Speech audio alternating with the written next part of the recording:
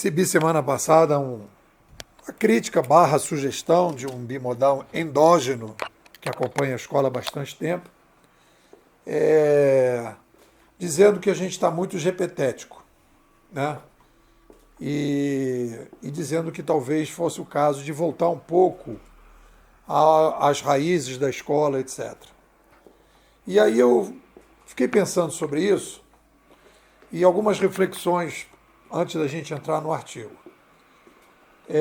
Primeiro eu queria dizer para vocês que uma coisa que eu sempre penso é a pessoa, e aí olhando, né, como se a gente estivesse olhando a escola de fora, e agora que a gente está brincando com essa coisa de receber notas, a gente vai vendo, né, que objetivamente essas tecnologias digitais mais inteligentes, os GPTs, né, o que eles fazem, eles dominam a base de dados. Então eles têm a capacidade de afirmar isso eu tenho aqui na minha base de dados ou eu não tenho. E aí eu já passei, né, já falei sobre isso, né, já passei por 4 etapas, né. Primeiro eu perguntava sobre o mainstream, comparação com o mainstream, comparação com os críticos, aí eu fui somando, né, são 3 avaliações do mainstream, dos críticos dos mainstream. Depois eu comecei a perguntar se eles fariam o texto. Eles dizem que fariam. Aí eu perguntei, mas fariam sem o NEPO? Essa foi a versão 4.0. Eles falaram não. Aí eles vão mostrando o que tem de novo nos textos. E é bom porque você baliza. E você vai vendo aonde você está sendo mais inovador, mais diferente do que o geral e onde você está sendo menos no geral. Beleza. Então, se você perguntar para mim, aí o que eu posso dizer para vocês é o seguinte: a abordagem da Bimodais sobre a nova civilização, sobre o digital, ela é original. Isso não resta a menor dúvida. Nós somos os únicos, e eu não vou dizer no Brasil, eu estou falando no geral, porque agora a gente tem essa possibilidade, né, com essas comparações, a gente tem uma visão muito única. Objetivamente, a gente é diferente do artista, né? Que o artista pode ter lá uma abordagem única, mas ele não precisa se aproximar da realidade. Ele precisa ao contrário. O artista ele precisa questionar as linguagens tradicionais para permitir que a gente possa transcender as linguagens tradicionais dentro do seu campo, né, artístico, seja música, seja pintura, seja poesia, seja literatura. No nosso caso, quando a gente quer o objetivo de um conceituador, de um cientista, é se aproximar o melhor possível da realidade. Esse que é o objetivo. Se aproximar da realidade. E quanto mais a gente se aproxima da realidade, mais a gente tem capacidade de fazer o diagnóstico de onde é que nós estamos para onde nós vamos. E aí uma série de prognósticos e previsões vão se consolidando e a partir daí ajudam as pessoas a se posicionar melhor nessa nova civilização. Então eu diria para vocês o seguinte: a escola ela é original? Ela é original. E eu acredito que ela se aproxima do mainstream, mas eu posso dizer, olha, você pode detestar o que a gente fala, você pode dizer que não concorda com nada, mas você tem que admitir que a gente tem uma visão original. Aí tem um segundo processo que eu acho que é importante, que a gente vem caminhando, e a Bimodais tem uma característica que eu acho que é do curador da escola, eu gosto de aprender. E aí, às vezes, eu pago um preço por isso, porque, por exemplo, várias pessoas que saíram da escola, pessoas que já estavam bastante tempo, no ano retrasado, no ano passado, reclamaram no final, quando eu peço avaliação, diga, você está saindo? Não, Nepo, eu quero te dizer que o teu tema hoje não é um tema que me interessa tanto. Foi, por exemplo, aquela galera que veio no problema da inovação pessoal e disse, não, Nepo, inovação pessoal não é muito a praia que eu estou caminhando, etc, etc. Eu falei, beleza. Aí eu falei, tá, beleza. Mas você vê o quanto nós avançamos na inovação pessoal, a gente criou a ideia da mente primária, mente secundária, o bom TRC, rituais Rivotril, criamos o Big Five, revisitamos o Big Five, fizemos um verdadeiro mergulho e hoje a gente tem um trabalho e a gente vai mergulhar nesse trabalho. É um dos projetos que a gente tem para esse ano, que é mergulhar nessa ideia do prompt relacional, no prompt existencial. Só que a gente teve um período, e acho que começou ele em janeiro, que foi absorver essa escrita 2.0 e trazer ela para bimodais. A gente não estava trabalhando com isso. E aí a gente começou a trabalhar com isso. Eu posso dizer para vocês que desde semana passada, e isso está se consolidando, porque quando é que você diz assim, existe um normal e um novo normal? E quando é que você diz que o novo normal virou normal? Tira o novo do novo normal e ele vira normal. Quando você começa a seguir uma rotina, essa rotina ela vai sendo colocada e não vai tendo grandes alterações dentro da nova rotina. Então, aquilo foi um negócio. O tempo que eu levava para fazer os artigos aumentou tremendamente e agora ele está voltando ao tempo que era antes de uma maneira diferente. Hoje eu sou muito mais um editor de textos que são produzidos pelos GPTs e fico ali numa posição, engraçado, né? Podendo criar mais e melhor. Essa ideia, por exemplo, do potencialismo, essa ideia do perguntismo que surgiu aí, né? Do conversacionismo, as coisas vão ficando mais fáceis, porque você vai permitindo que você comece a pensar mais amplamente, mais no geral. Então, eu acredito que agora a gente consolidou um pouco essa fase GPTética e acho que a gente agora tem que entrar e a gente vai mergulhar, né, na ideia do prompt existencial. A melhoria, inclusive o surgimento da ideia do prompt existencial, chamando de prompt relacional, prompt existencial. Isso tudo é uma prompt profissional, tudo isso é uma novidade, casando a inovação pessoal com essa perspectiva GPTética. Então as coisas vão se consolidando. Então eu recebo a crítica com bastante interesse. Acho que a gente precisa realmente estar sempre aprendendo e a gente vai consolidando. E eu acho que o objetivo, quando a gente usa uma tecnologia, não é ficar pensando o tempo todo na tecnologia. A tecnologia é uma ferramenta para a gente continuar fazendo bem o que a gente costuma fazer. Então eu estou com muito mais facilidade, com muito mais possibilidade hoje do que tinha antes. E aí então a gente entra na conversa. Esse artigo, por exemplo, é o artigo sobre diálogo. E aí a gente tem aqui um nome, o título, A Arte do Diálogo, Construindo Pontes para o Entendimento na Civilização 2.0. Aí o que tem? Aí quando fosse fazer uma análise ali, neste momento que a gente vai falar sobre o diálogo não é uma coisa... Existem coisas que a gente introduz ali que são novidades e a gente vai vendo, né? Agora, o diálogo não é uma novidade. A necessidade da gente estabelecer diálogos não é novidade. A importância de estabelecer diálogos. Ainda mais agora em que a gente vai, né, para uma sociedade cada vez mais nichada, cada vez com mais inovação. Então a gente precisa reconstruir a ideia do diálogo, porque as coisas vão ser menos verticalizadas, menos centralizadas, e as pessoas precisam trocar mais, mas trocar de forma mais consistente, né? Então, o primeiro aspecto que a gente coloca aí é que a gente tem que dividir em dois tipos de diálogo. O diálogo tóxico e o diálogo saudável. O diálogo tóxico, ele não acontece.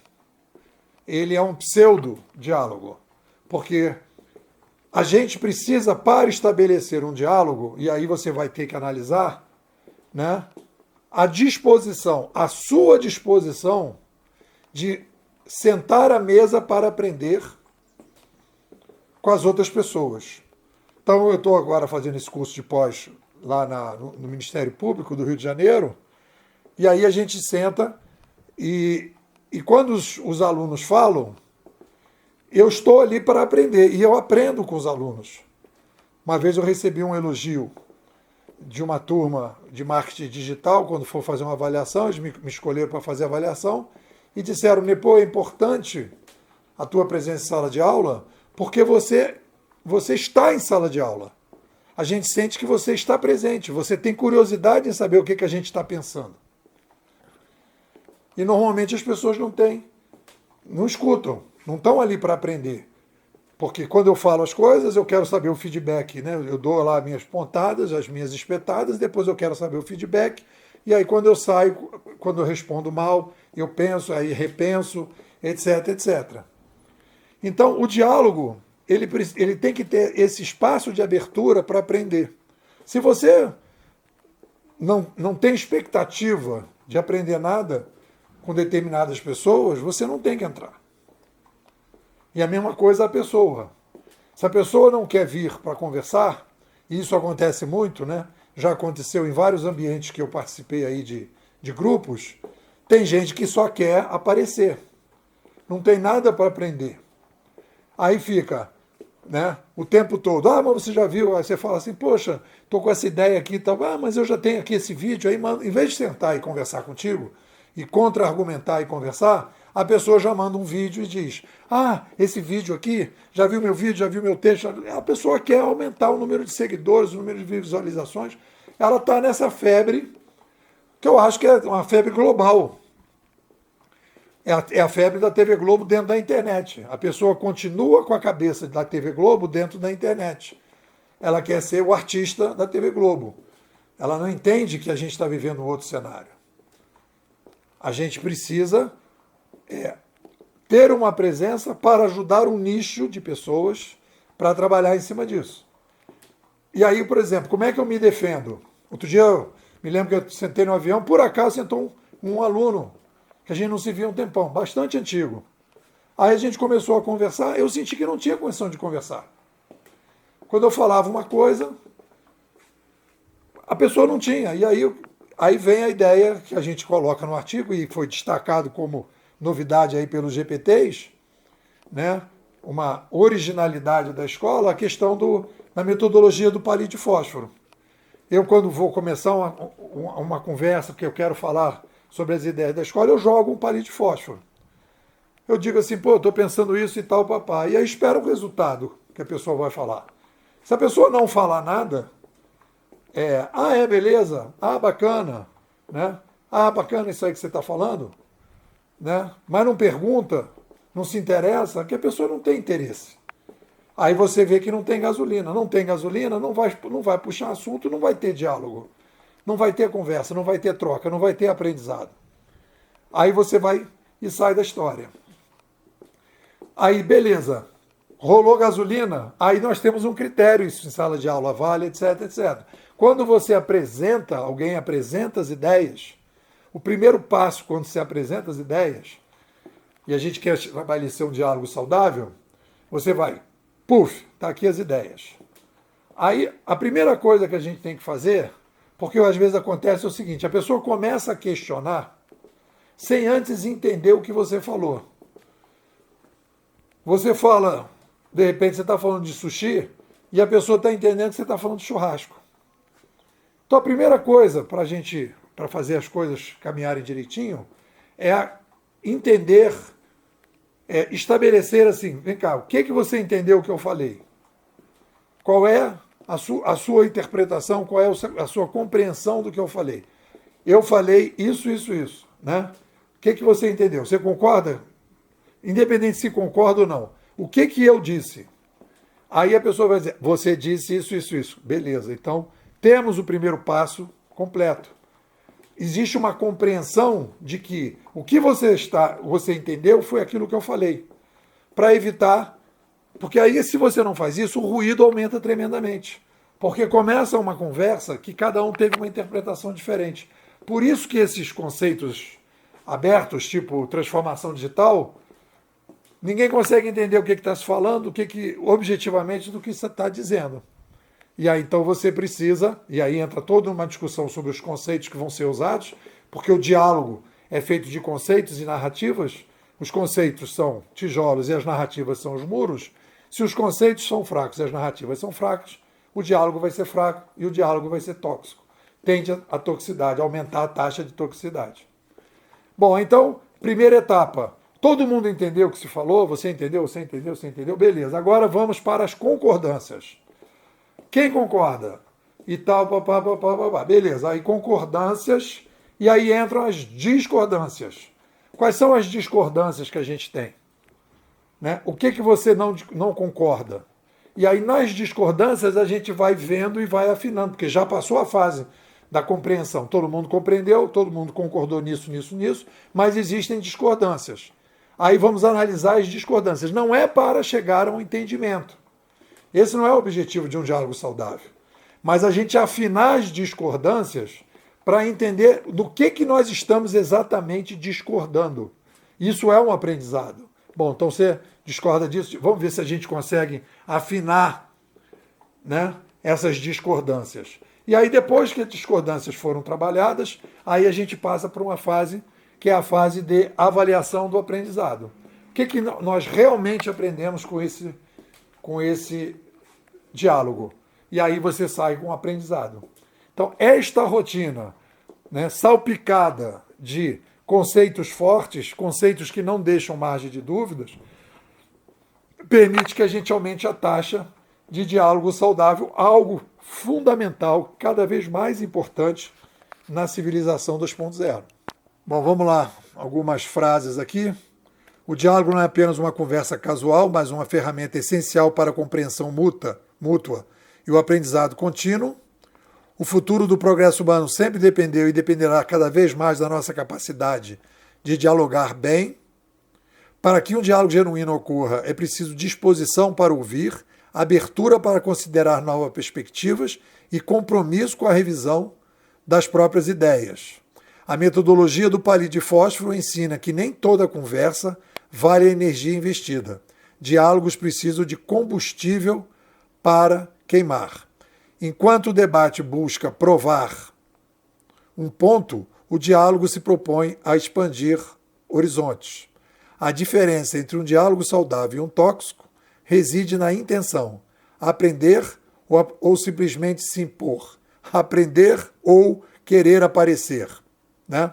E abriu o artigo com a seguinte frase: a capacidade de expressar uma ideia é quase tão importante quanto a própria ideia. A capacidade de expressar uma ideia é quase tão importante quanto a própria ideia. Bernard Baruch. A média final da nota foi 3,5, porque, diz assim, o artigo apresenta uma reflexão estruturada sobre a importância do diálogo como ferramenta essencial para o aprendizado e a evolução pessoal coletiva dentro da civilização 2.0. É isso. O que vocês dizem? Bom, pessoal, convidando aí a galera que não está ainda na Bimodade para entrar no nosso ambiente. Estamos aqui desenvolvendo, né, nessa primeira etapa aqui de 2025, um mergulho nos GPtéticos. Já estamos dominando bastante, usando aqui dentro da escola, eu diria no novo normal, e estamos caminhando aí para voltar à discussão da inovação pessoal, melhoria, né, da qualidade de vida, né, de mais vida e mais qualidade para o Sapiens 2.0. Estamos desenvolvendo aí esse processo e a jornada continua. Estou querendo te convidar, fazer parte, recebe os áudios todos os dias, os textos, a gente discute, conversa pelo Zap e você vai estar numa espécie de pós-graduação livre de uma série de burocracias e aprendendo profundamente o novo cenário. Estou te convidando, me manda um Zap e vamos em frente. Tá ok? Um abraço.